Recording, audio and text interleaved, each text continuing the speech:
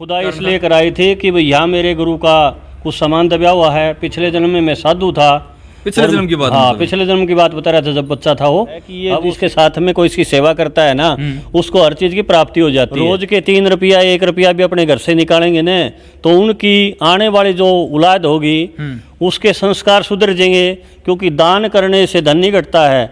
और ये गौ माता भूखी रोड़ा पर नहीं हंडेंगी। जन्म से अंधी है भी? ये भी जन्म से अंधी है जी, ये भी आशीर्वाद देती है। अच्छा जी। और तो आप दो मुख्य बिंदु आपकी गौशाला के। ये लोक प्रसार और हरि बोल हरियाणा देखने वाले सभी दर्शकों को विनय लांबा की हाथ जोड़ के राम राम, नमस्ते, जय हिंद। दोस्तों फिलहाल खड़े हैं, कैमरामैन सिगमा के ऊपर दिखा दे पहले, सबसे पहले बुआ कुंवारी गौशाला। ध्यान से देख रहे हो, बुआ कुंवारी गौशाला कुंवारी गांव के अंदर ये है, ऑन रोड स्थित है। और इस गौशाला के अंदर हमने थोड़ी सी यह सूचना मिली कि भाई बहुत गंभीर समस्या आ रही है। और मतलब ये गणी तो क्या कहूँ आपने कि गाय के चारे के लिए भी मुश्किल हो रही है, और गाय है इसके अंदर बहुत ज़्यादा।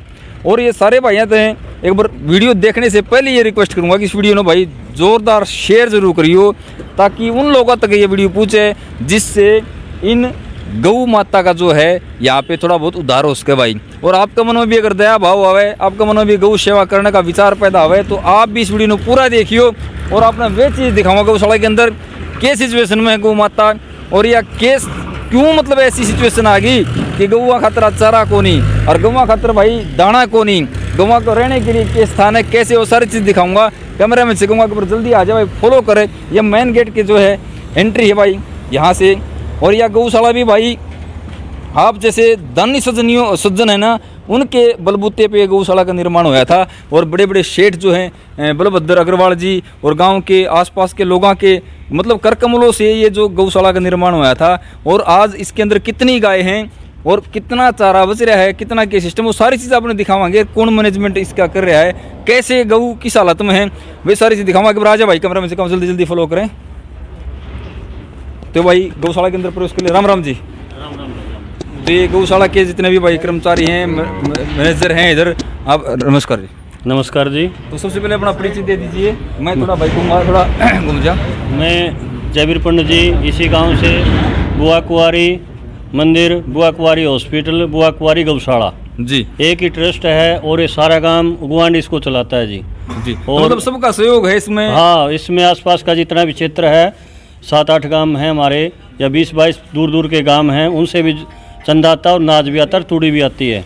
तो फिलहाल आड़े कितनी गाय हैं? यहाँ लगभग 700 गाय हैं जी। 700 गाय हैं। 700 तो एक बार थोड़ा सा मैं कहूँगा कैमरा में से एक बार दिखा दो, चलते चलते बात भी करी जाएंगे। हाँ। और उरे की जो समस्या हैं वे भी बताइयो। और खास बात क्या है इस गौशाला के अंदर, मतलब क्या खास बात और गौशाला से? इसका देथा भी सबसे पहले धन्यवाद है बलभद्र सेठ का, जो पिछले जन्म में यहाँ पैदा हुए थे, सब बताते हैं। अब उनकी उम्र 60 साल के 65 साल के आसपास है। अच्छा। 5-7 साल के जब उनकी उम्र थी, वो आए थे अपने पिताजी को लेकर के, और इस गांव में खुदाई कराई थी बुआ कुंवारी स्थान पर। अब वे सेठ हैं और उन्होंने गौशाला का खुदाई इसलिए कराई थी कि भाई यहाँ मेरे गुरु का कुछ सामान दबा हुआ है। पिछले जन्म में मैं साधु था। पिछले जन्म की बात? हाँ, पिछले जन्म की बात बता रहा था जब बच्चा था वो। अब तो उन्होंने पिछले जन्म की बात बताई कि यहाँ कुंवारी में मैं पूजा पाठ करता था, सन्यासी था, किसी कारण से मैं इस तालाब में डूब के मर गया था।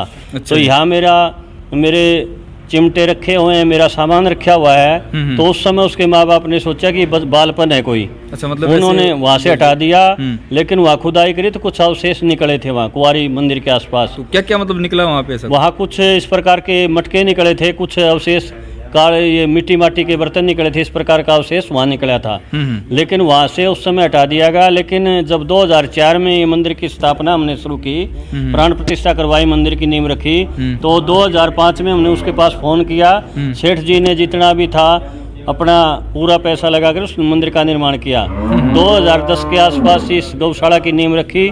सेठ जी ने भी बहुत ज़्यादा उसमें दान दिया। अच्छा। उसमें मैं जिक्र करना चाहूँगा, मेरे छोटे भाई थे सतीश शर्मा, जो भगवान को प्यारे हो चुके हैं, उन्होंने भी इस गौशाला में बहुत ही योगदान दिया। हमने ऑल ओवर इंडिया के अंदर सारे हिंदुस्तान में जाकर के दर दर पर अलख जगाई और इसके लिए चंदा ले आई। और उसमें मैं एक प्रमाणित करना चाहूँगा, कैमरामैन को मैं कहूँगा कि विकास नाम का जो ये हमारा सांड है, खागड़ है, इसको दिखाएं आप। ये गौशाला क्या का खास बात है इसमें? इसमें ये है कि सब हमारे को ये इसके साथ में कोई इसकी सेवा करता है ना, उसको हर चीज़ की प्राप्ति हो जाती है।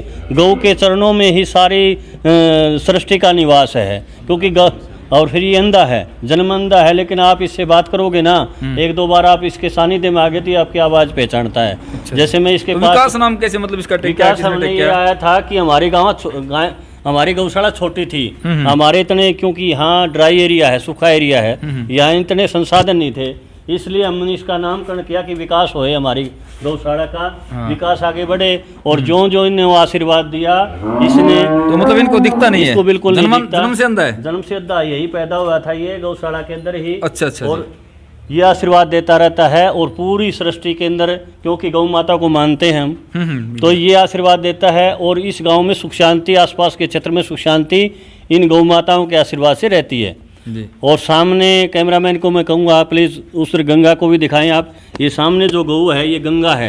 अच्छा ये भी अंधी है, क्योंकि गंगा अपनी सनातन। थोड़े आगे आ जाओ। हाँ, तो ये देखिए भाई, एक तो विकास है, जन्म से अंधा है, और ये कहते हैं कि गौशाला का विकास भी उसके थ्रू हुआ। और ये गंगा है जी, ये गौ माता हाँ, है। ये भी जन्म से अंधी है भी? ये भी जन्म से अंधी है जी, ये भी आशीर्वाद देती है। अच्छा जी। और तो आप दो मुख्य बिंदु आपकी आपने बांध रखे ताकि जो भी लोग जो भी आए इनके दर्शन जरूर इनके दर्शन करें, इनके पैर चुस्कारें, इनकी सफाई करें, इनको चारा डालें।